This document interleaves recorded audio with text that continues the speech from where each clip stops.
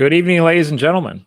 Welcome to this evening's live stream presentation here on Facebook and YouTube. Thank you so much for being here. We both appreciate you taking time out of your evening to be here. Joining me this evening is Dr. Courtney E. Thompson, a fellow Twitter historian that I actually DM'd her and asked if she would be on, and she graciously said yes to that. So thank you so much, Courtney, for wishing to be on the live stream this evening. I had to put my glasses on, everybody, because my printer decided to put this in like 6-point font for the bio. So forgive me. I've been staring at computer screens for many years, and I look like this now when I'm 40. Courtney is assistant professor of history of science and medicine and U.S. women's history at Mississippi State University in Starkville. She received her Ph.D. in history of science and medicine from Yale in 2015. Her newest work is An Organ of Murder, Crime, Violence, and Phrenology in 19th-Century America. That is published by Rutgers University Press, and it comes out tomorrow. Correct? Tomorrow. Yes, that is correct. Although the physical copies exist in the world, this is what it looks like, guys. I think the cover's pretty neat. So I am fortunate that I already have my copies. But yeah, tomorrow's the original release date. So I'm really excited to be doing this with you as sort of a little celebration of my book's impending release. Yes, thank you so much. And the book cover is magnificent. Oh, I really like that. I have to brag for a minute because I had this vision in my mind of what I wanted it to look like. I wanted this image. I have no Photoshop skills whatsoever. So I tried to mock up like this little like terrible in paint, make it look like this. And the press was very gracious, and they made a much better version of it. But they were very kind to sort of take the idea that I had and make it come to life. So I'm in love with it. Awesome.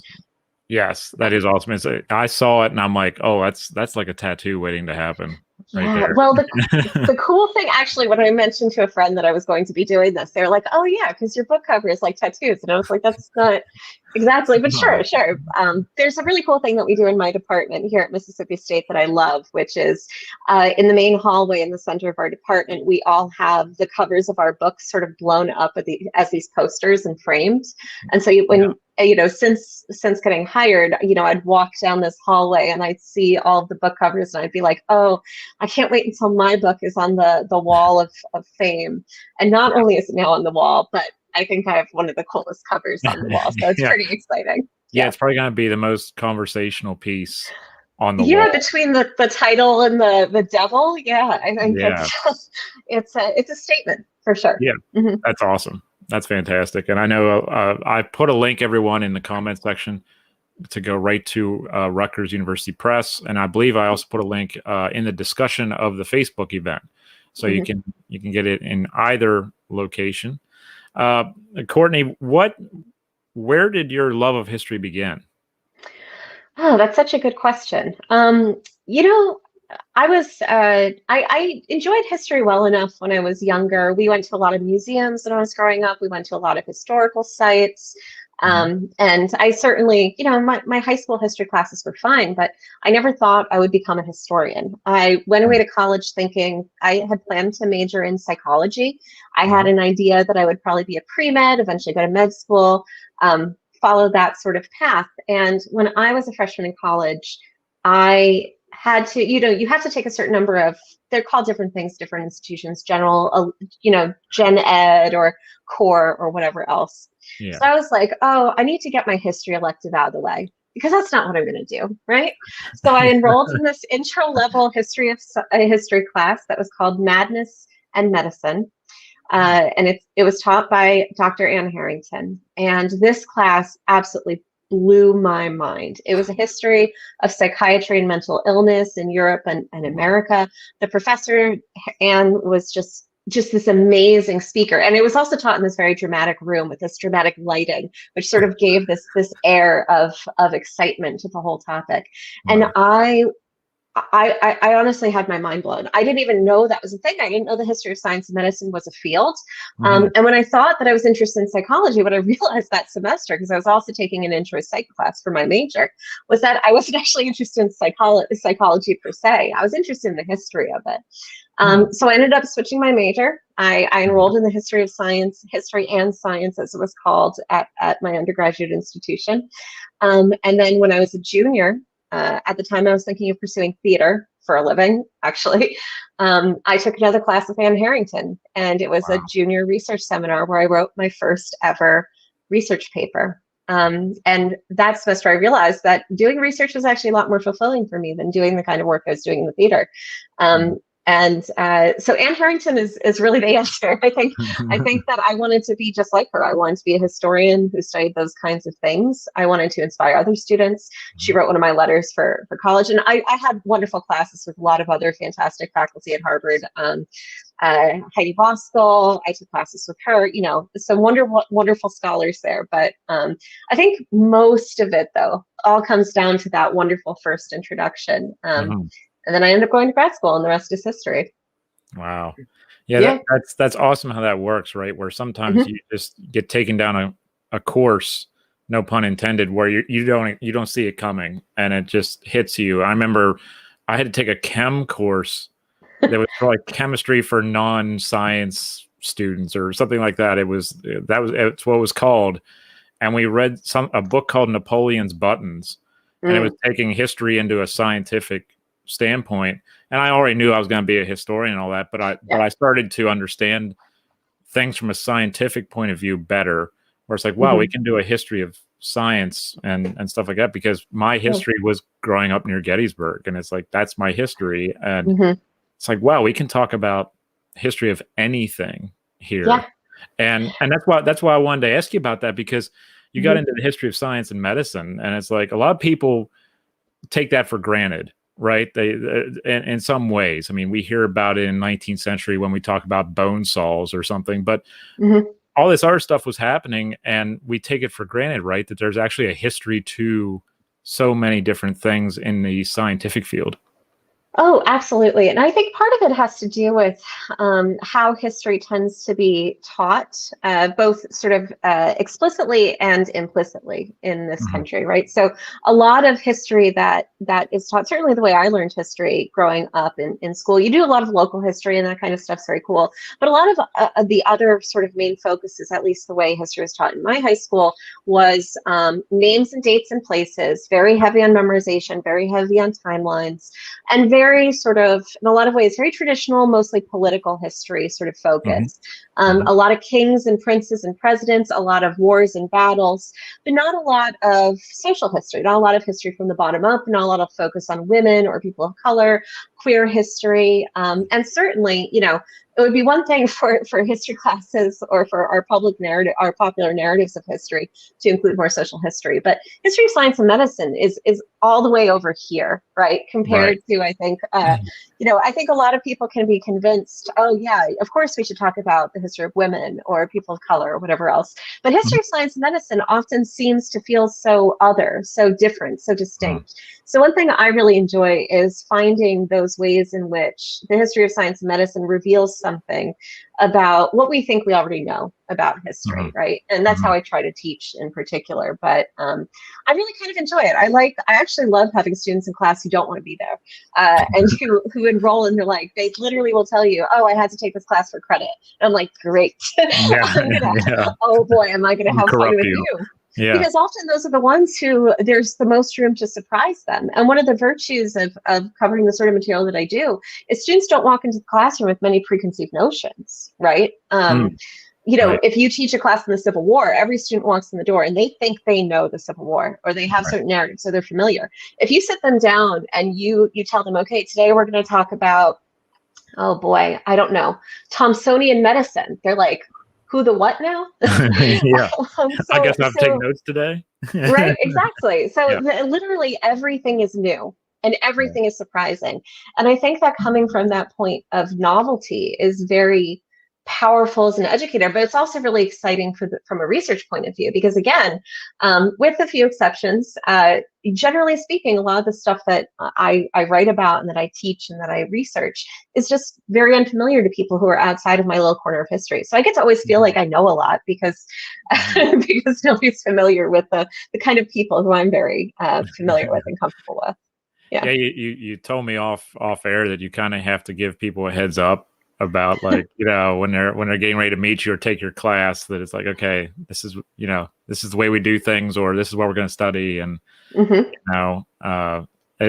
kind of like when, like I said off air to you, when I used to do interp, I always did the darker interp where it was burial details or grave registration and stuff like that, and people look at you kind of funny and they're like, why would you want to talk about that? And so when you're talking about the history of medicine or the sciences and such, I think a lot of historians also are intimidated by the fact that since we don't think we're good at science, we're not going to be good at the history of science. No, that's absolutely. There's actually there are certain historians of science and medicine, not so much now, but of an older generation that used to be very much of the opinion that you had to have studied the science or be familiar with it in order to do the history of it.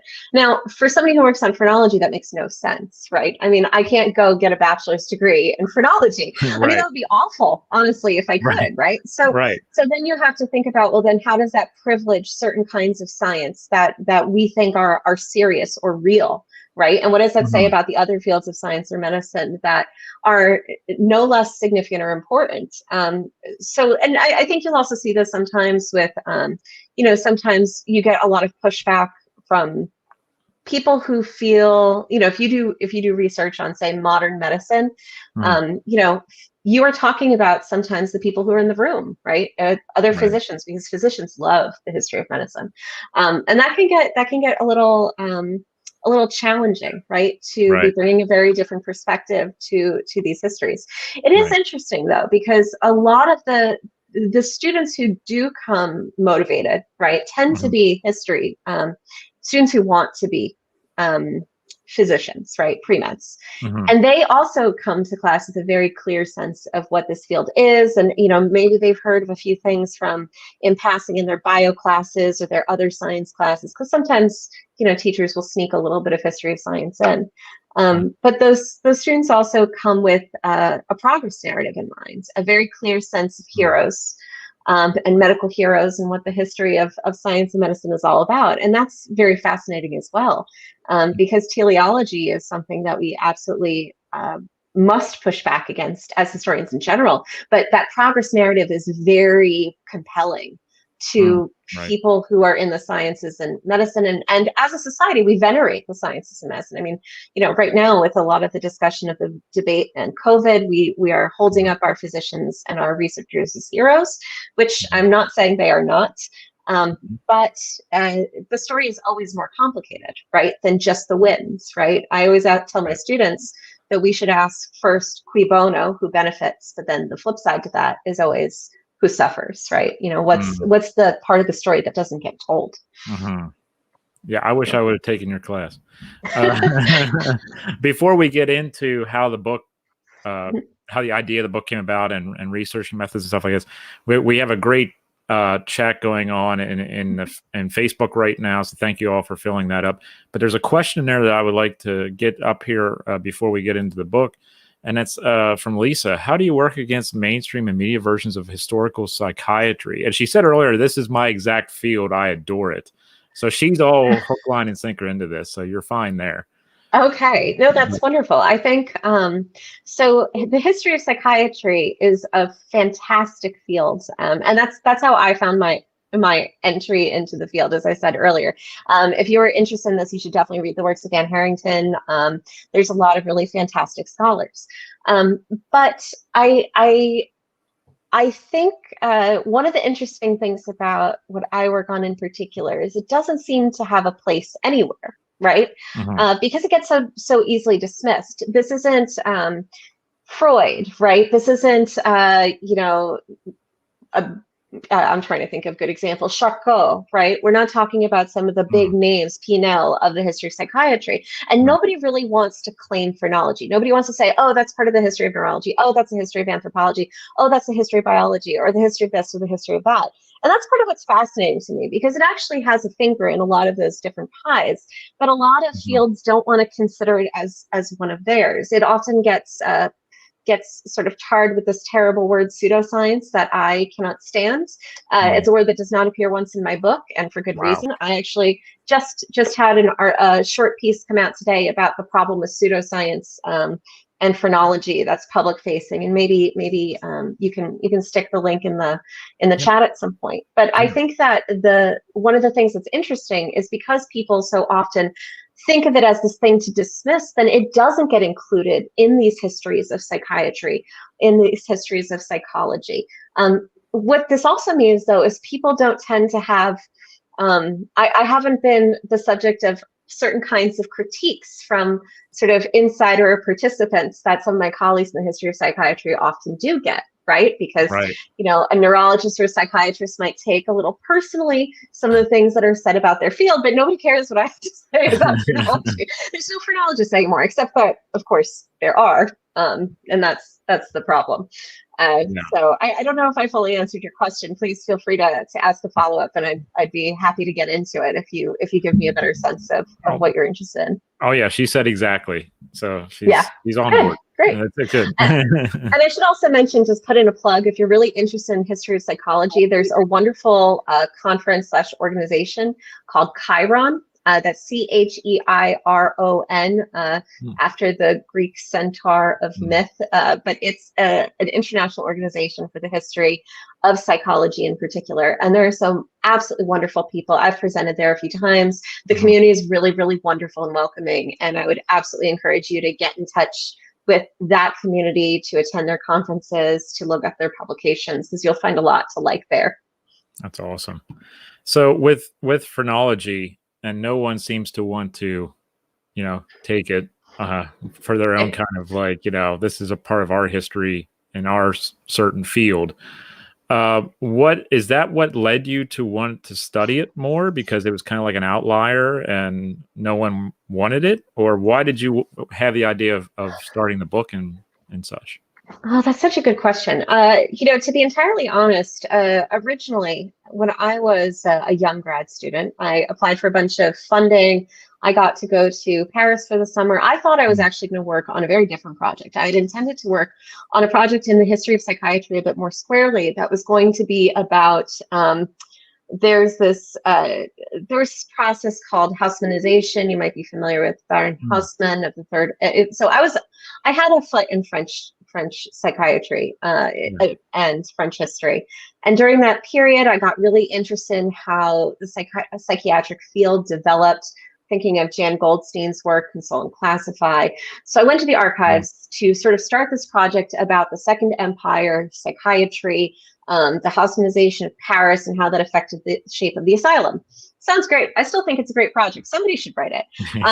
I did not get so lucky, because I went to the archives and I found that one of my main historical actors, most of his papers were burned. Another one of the asylums, you know, their archive had burnt down. You know, just everything that could go wrong went wrong. And I was like, oh my God, like clearly this project isn't going to be doable. And I frankly didn't have the money as a grad student to keep going back to Paris to try to figure out a way to do research. So I started looking a little close to home, and I spent some time at the Beinecke, which is a rare books library at Yale. Yep. And while I was there, I started looking at, not intentionally, I never intended to write on phrenology. Never. This is never part of the plan. But I started looking at some phrenology texts while I was looking at other things about the brain and the mind. And I remember sitting down with one of the members of my committee, Frank Snowden, who is a historian of epidemics, actually, as it happens. And he listened to me. I was just sort of like recounting to him, oh, I saw this cool thing and that cool thing. And he said, Courtney, what are the stakes in this story? And I remember sitting back and being like, What are the stakes in this story? Why were so many people interested in the brain and the mind? And what can I say about it that's a bit different from what other people had to say? Mm-hmm. So in looking at all the sources, one of the things I kept noticing that just kept coming up and coming up and coming up is that all of these phrenologists and people writing about phrenology just kept talking about criminals, all kinds of criminals, robbers, murderers, rapists, thieves, highwaymen, pirates. Sometimes they made jokes out of it. Sometimes they took it very seriously. Sometimes they were talking about real criminals. Sometimes they were talking about imaginary criminals. But I kept finding this thing, and that's how I helped to solve the problem of what are the stakes? What does it matter that people turn to phrenology in the 19th century? And that led me into different spaces. It led me into the courtroom to think about how phrenologists were actually invited and used as expert witnesses in 19th century criminal courts. It led me into the autopsy table, especially after the execution. It led me to think about prisons as a space for the doing of phrenology, as the first of all, the development of phrenology as a field, but also as a sort of staging ground, a proving ground for making the science make sense using the bodies of criminals. And it also led me back out into the streets to reconsider what average men and women, and children for that matter, might have found fascinating about phrenology in the 19th century. That wasn't just about self-knowledge, but was also about safety, sort of policing others. So it was a strange and winding road, and I would say, I think that in some ways that's a good thing. I think there are certainly grad students who enter grad school with a clear question, and who leave and they wrote exactly the project they came to write. But I have been very fortunate in my various projects, and I always have a lot of things going at the same time because I get bored easily and I like to switch around, in finding cool things in the archive and letting them lead you by the nose instead of trying to force your questions around, trying to find things. So I can go on, but hey, you got an hour, if not a little more. So before I ask about phrenology in general, I have to ask this before I forget it because the light bulb just went on in my head about something. Is this idea of phrenology being connected with so much of society and ideas of what makes us tick, basically, in the 19th century. Is this connected with kind of like the Second Enlightenment period where we're trying to figure ourselves out? And it's like, it's not only a spiritual enlightenment, but it's also like a physical kind of a thing? Because I know in the early 19th century, there was the huge movement, late 18th century, early 19th century, with revivals and such, and people trying to figure out who we are spiritually. But is this also kind of connected with that kind of a movement, maybe in some way, or is this something totally different? No, I think you're bang on. So phrenology itself, and other people, there's a really rich literature on phrenology. So if you want to know about phrenology, there is stuff out there. Quite a few scholars. I'm thinking John Van Wy, David Stack. There's a lot of people. Roger Cooter.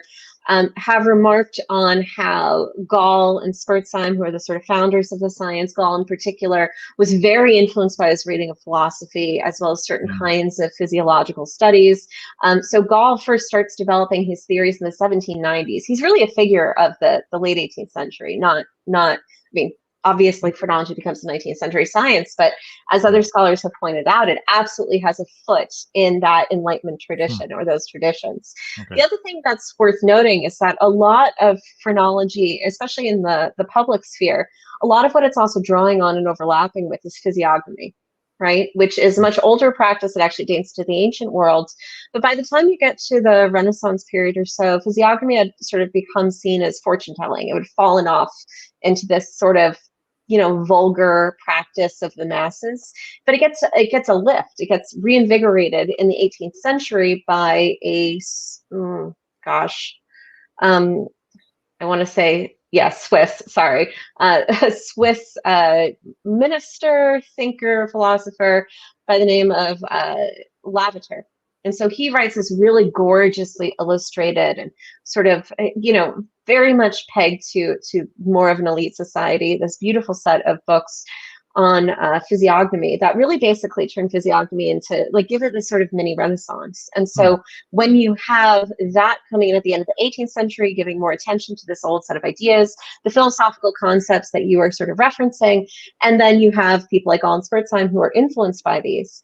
Now, in addition, it gets sort of new valences once it moves to the United States. There's a great essay, I want to say it's by Christopher White, I might have gotten that name wrong off the top of my head, about how phrenology intersected with second great awakening thought, first great awakening thought, second great awakening, the great awakening, religious thought in the United States. Right. So there's a lot of really interesting intersections of how theological notions are coming to play, philosophical notions, certainly medical and scientific. One of the areas that I'm very interested in how it intersects with psychiatric notions of and medico-legal notions of essentially reason, and can people be held responsible for the crimes that they commit? Well, what happens if it's their brain, right? So with the notion of criminal responsibility as it develops in this period is very much sort of one finger in that older tradition, and then being influenced by these new sciences of the soul of the 19th century. Yeah. So what would happen to anyone in the chat or myself or you if we had to go to a phrenologist at that time? What would they do? How would they test us and find out what kind of a brain we have, or what kind of what we're going to do or something? Well, it depends on when you are, it depends on where you are, and depends what kind of phrenologist we're talking about, right? Okay. So that's the thing, is there wasn't one phrenology. There were many phrenologies. And it was also a global endeavor. It was conducted, as James Poskett has written, in the global South, especially in colonial spaces, as another tool for empire. So if you went to Gall and Spurzheim, right, these are sort of originators of the practice. They were anatomists, they were medically trained, they were physicians. They pretty much, mostly Gall especially, mostly only spoke to other physicians. Like they had this very elite notion of what phrenology was for.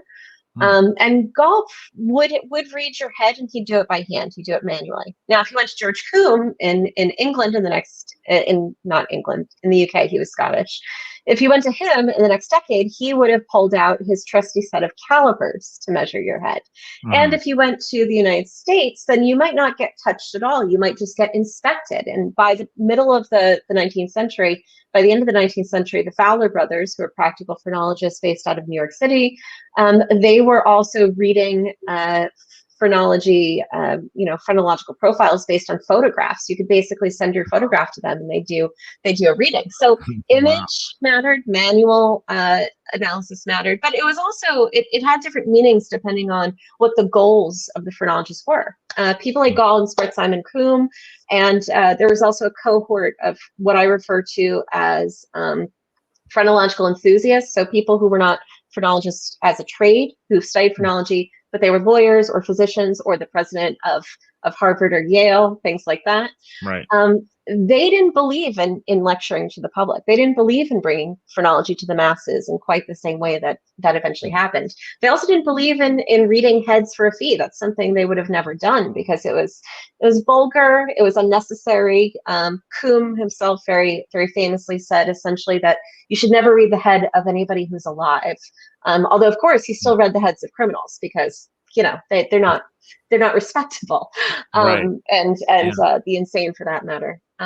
But if you went to the Fowler brothers, that's how they made their money. They were practical phrenologists. So literally their profession was to read heads for a fee. So as a middle-class American, you'd certainly go to one of them. You'd pay a few dollars for the privilege. They would put their hands on your head, or they'd use tools, or they just look at you, and you get a nice chart that sort of listed out what your characteristics were, and often a longhand sort of summary about the different aspects of your character and what you should develop and not develop. So the way phrenology was used and practiced varied a lot depending on the practitioner, depending on what part of the century we're in, depending on what country we're in, and depending who actually was coming to be phrenologized. Obviously, criminals in prisons didn't have a lot of say in the matter, as did other institutionalized populations.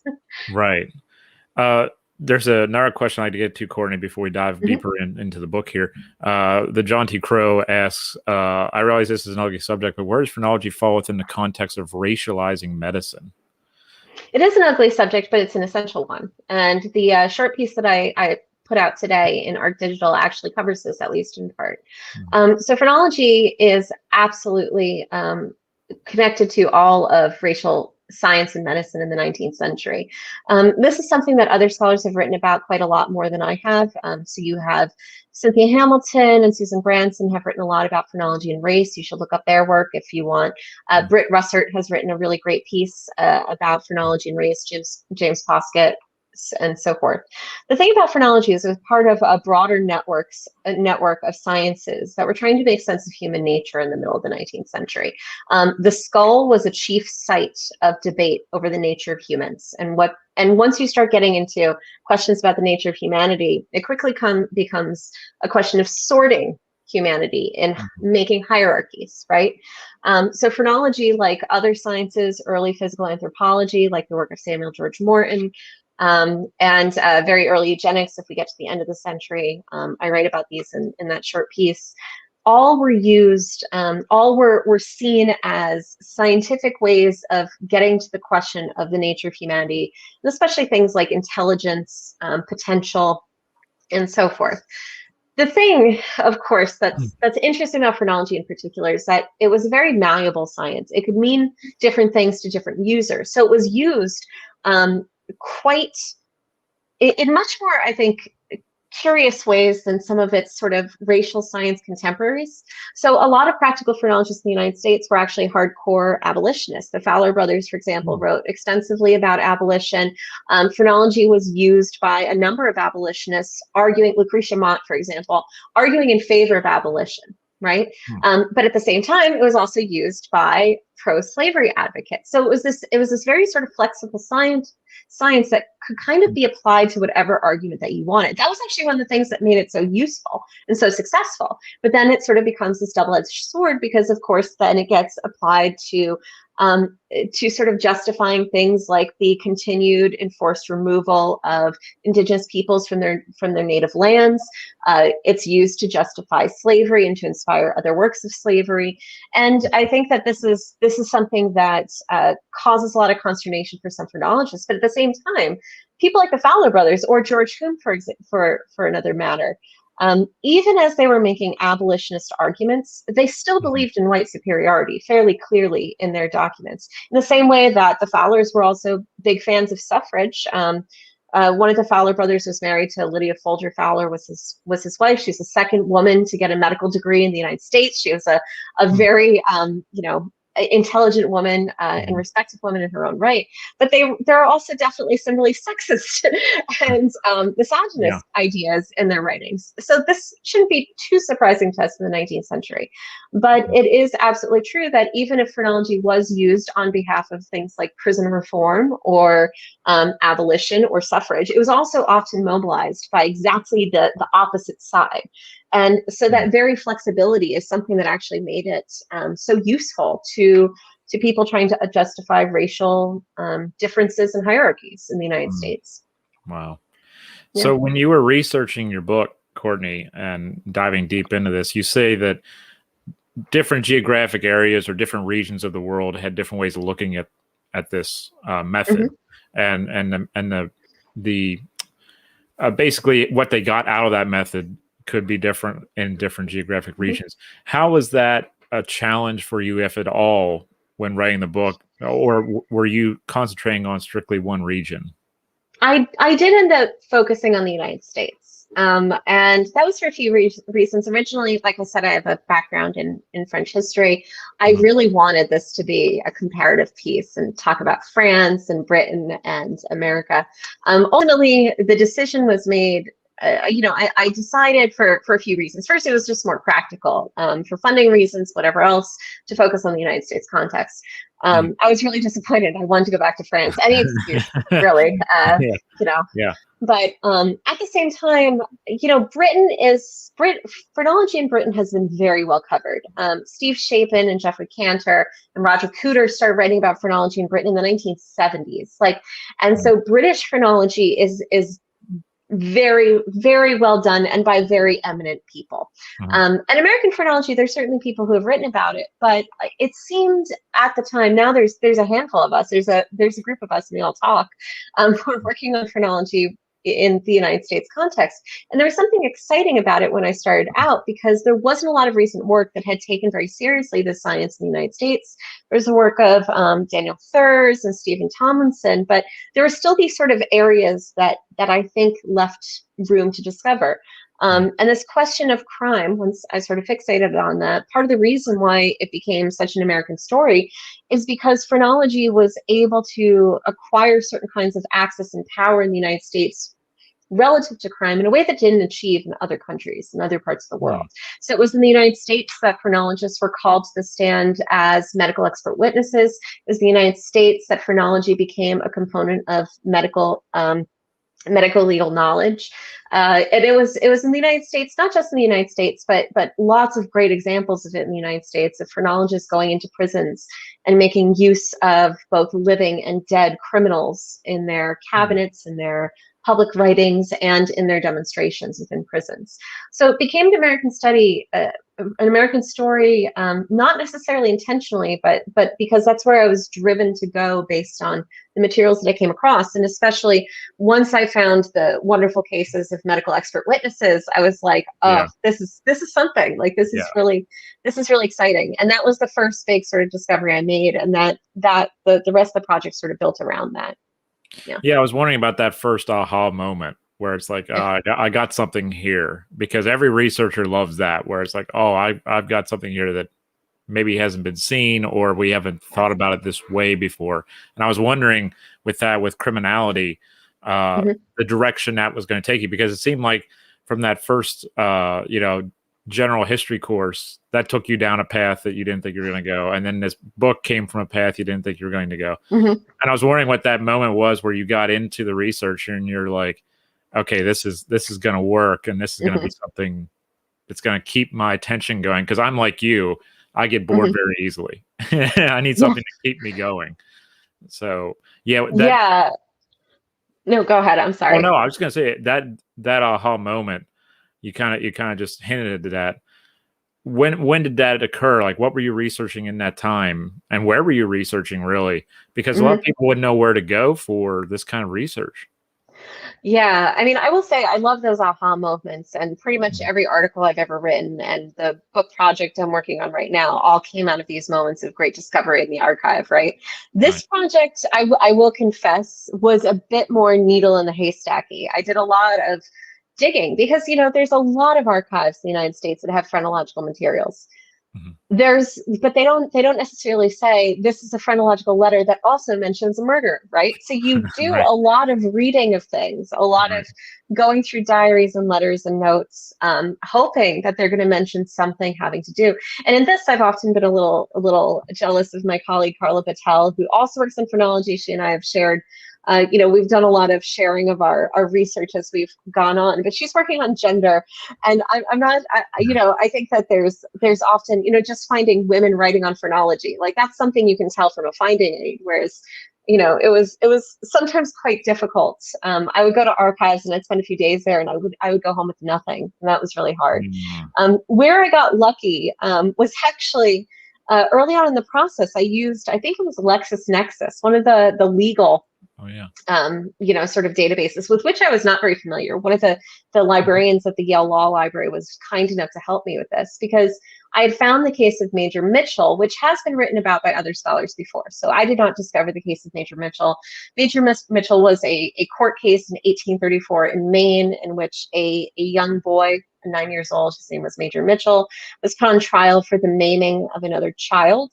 And his lawyer, who was a phrenological enthusiast and had written on phrenology, John Neal, decided to enter a phrenological defense on his behalf, and actually had 3 different physicians come to the stand, and 2 of them included phrenology in their testimony. So it's the very first example of phrenological testimony in the United States that I was able to find. And I was like, this is a very cool case, but other people have written about it.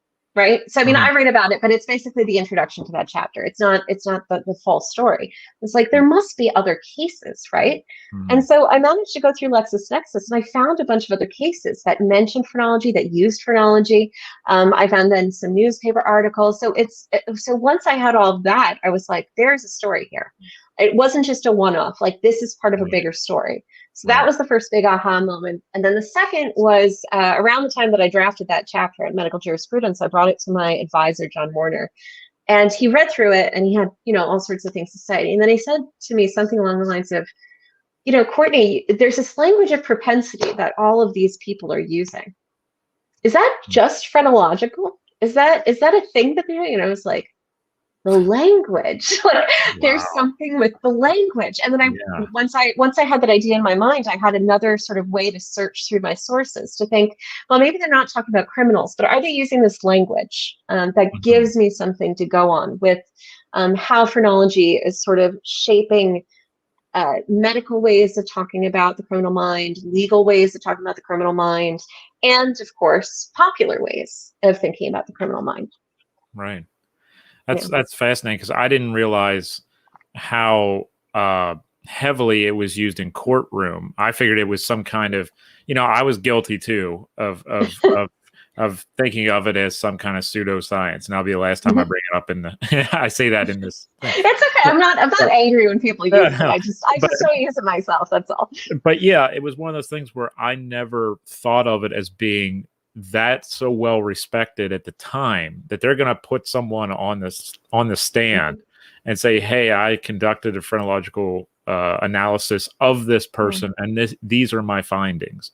I always Yeah. thought it was something that when I read about your book and thought about it, I always thought it was something like, oh, they sent someone into the prisons to do these studies after they've Mhm. already been convicted or something like that to try to figure this out. I didn't realize it was actually like Mhm. courtroom drama going on with phrenologists. Yeah.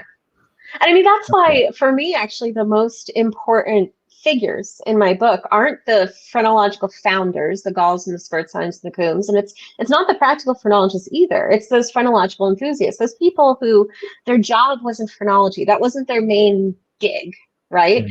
They were lawyers. They were professors at places like Harvard and Yale, and at Mhm. Albany Law School, and at Transylvania University. They were the people who, whether they intended to or not, and some of them absolutely did. John Neal certainly did. Emory Brigham, I would argue, certainly did.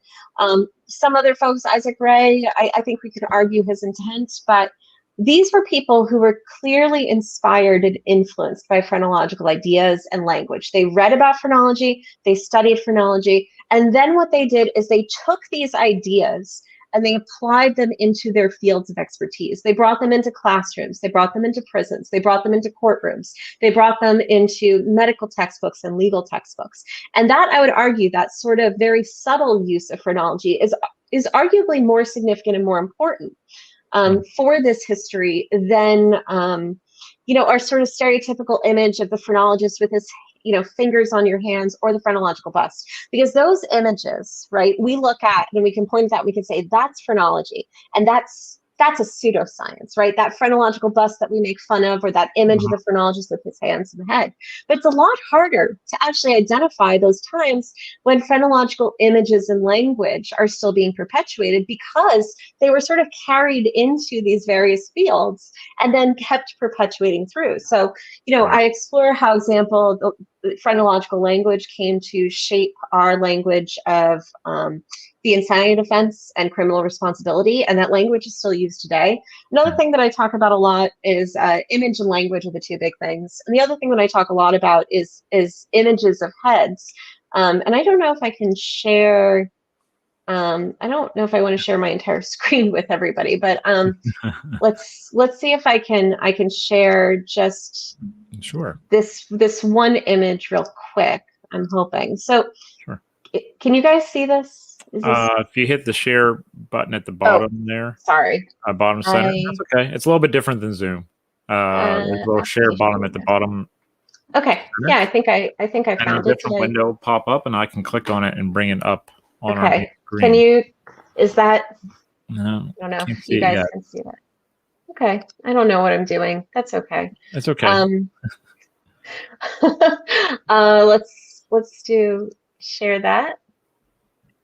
Yeah, there should be a share button right at the bottom of the StreamYard page, right there at the bottom. That's okay. You know what? I'm just gonna because now it's my Chrome is freaking out. But Oh, I'm sorry. I think that the long and short of it is there were also these images. The organ of murder of the title, right, was the organ of destructiveness, which was this organ that was located basically right above your ears. And it was part of a broader set of organs called the animal organs, which sort of broadly circle your ear. Now, what happens if you have a large organ of destructiveness is that the side of your head is wider. You don't have a narrow head, you have a wide head. So images in the 19th century that contrasted narrow heads and wide heads, and you can imagine how these were heavily racialized as well, right? Right. Were basically used as shorthand for good and bad heads, right? And especially bad often meant criminal, but it could mean other sorts of undesirable things. And the thing is, what's very interesting, and I talk about this in the book, I talk about this in a short piece I wrote for Nursing Clio, is that a lot of recent work in AI, for example, about trustworthy faces and heads, work in social psychiatry, psychology that's going on right now, is still replicating these assumptions of wide heads and faces are bad, they're aggressive, they indicate that people can't be trusted. Whereas people with narrow faces are trustworthy and less dangerous and whatnot. And again, the racial content is still very much there. So in addition to the way the language has snuck into our cultural consciousness, so too has this kind of visual language. And those two pieces, I think, are very important for us. And that is my argument, right, with regard to pseudoscience. How can we dismiss this as a pseudoscience if it's still so clearly shaping and inflecting our cultural narratives about who is a good or a bad person? And there's plenty of examples in the book about exactly what the stakes might be. And I think that these subtle aspects of influence are ultimately a lot more pervasive and significant than any amount of hands-on heads phrenological readings. Again, everyone, I put a link in the chat section for the book and for Courtney's latest article, which we went over for a little while here. Again, the book is called An Organ of Murder, Crime, Violence, and Phrenology in 19th-Century America. It comes out tomorrow from Rutgers University Press. We have a great question in here in the chat from Dee Dee. Did religious views like predestination play into phrenology in the sense that you can't really change your physical features? Or people try to change their features to affect their personalities? These are really great questions. Religious ideas like predestination, I think I'd direct you to Christopher White and what he has to say about how religion and phrenology intersected. What's really interesting is that there was a sort of tension between this question of, can you change your fate or your face or not, right? I'm going to come back to the changing your face part, but there's a really interesting tension of whether or not the phrenological characteristics were immutable. So what most phrenologists, but especially the practical phrenologists, would have argued is essentially that your phrenological characteristics weren't your fate, right? That getting a reading and was key to knowing oneself. So know thyself was their central maxim, essentially. Right. And this, you can imagine, this makes business sense. If they're selling themselves as essentially self-help, and towards self-improvement, that's a lot more appealing than basically people walking into their office being told, you're going to be a murderer. Sorry about it. Right. Yeah. So, and this is, so you have to consider that, the monetary aspect probably shaped some aspect of what the message looks like. But where this gets really interesting, once again, is with the criminal, right? So there's a major question in prison reform more generally, in penal reform more generally, in the 1830s and 1840s in America, and phrenology had something to say about it, of course. Can criminals be reformed? And if so, what is the point then of a penitentiary or prison? Is the point to make the prison a place that can reform criminals?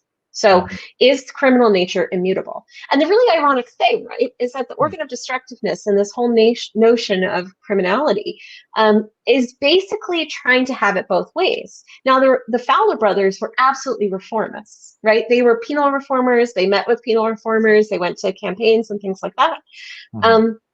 And they would often basically argue that the prison needs, they were very anti-capital punishment. They were down with the gallows. That was very much part of their ethos. So they were against capital punishment. They believed very strongly that prison should be remade in a reformist lens, to the extent that Lorenzo Fowler even collaborated with Eliza Farnham, who is the matron of the women's section of Sing Sing. And he would actually go and they would read phrenological texts to the female inmates to try to improve them so they would be rehabilitated, right? So there was even a sense that phrenology itself could be rehabilitory. Now, even with that, people like the Fowler brothers and George Combe, who was also a major penal reform advocate, basically also argued that there are some people who just can't be reformed. And you really just need to throw them in the jail and lock, throw away the key. Now, where this gets really interesting is how they deal with children, because there's a real big push to get parents to bring their kids to the phrenologist as early as 6 months. I have phrenological records for 6-month-olds, right?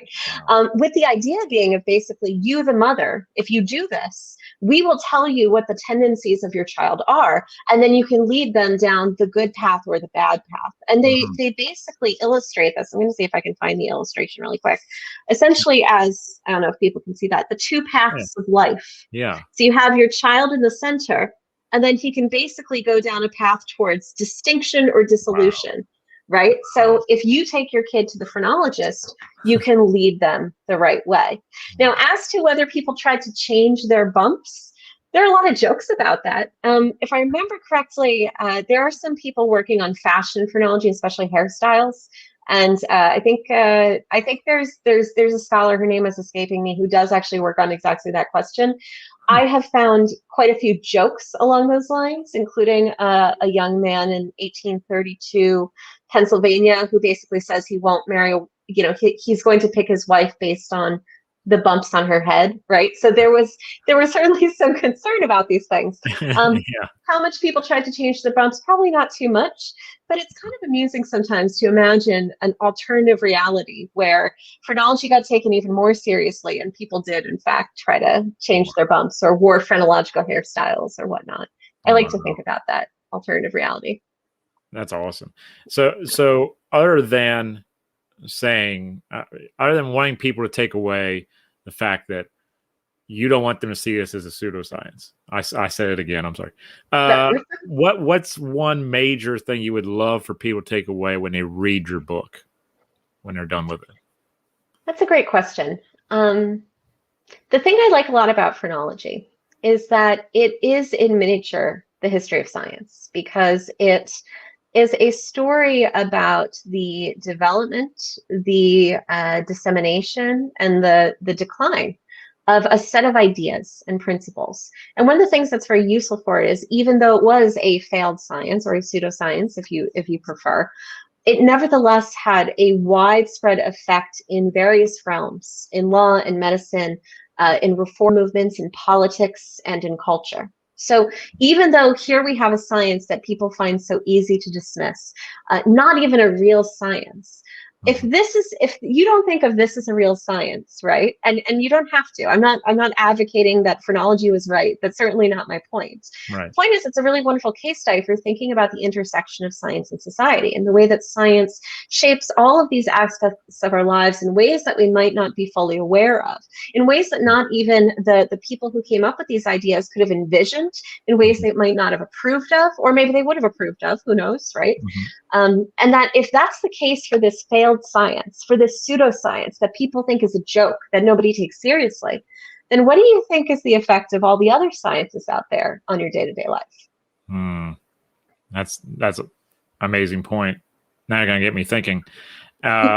Before we go, though, I would like to ask, do you, since we're living in the modern era and thinking about how we perceive this now, are there still people who attach themselves to this idea of science and still say, I still believe in phrenology 100%, or they may use it for their own kind of, maybe they have racist tendencies and they still utilize that kind of thought process.